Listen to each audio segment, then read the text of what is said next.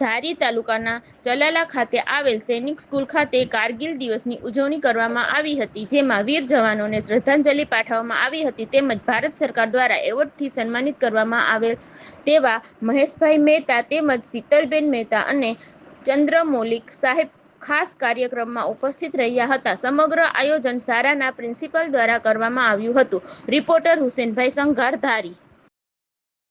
સરજી, આજે કાર્યક્રમ હતો, શું કહેશો?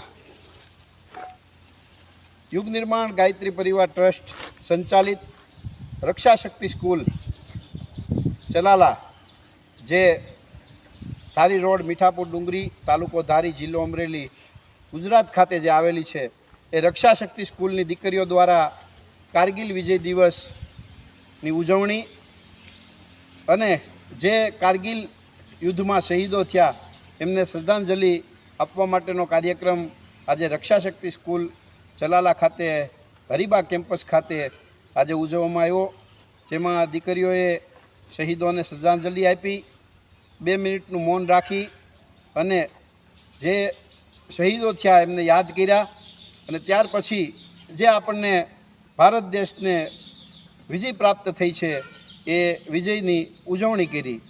ચલાલા.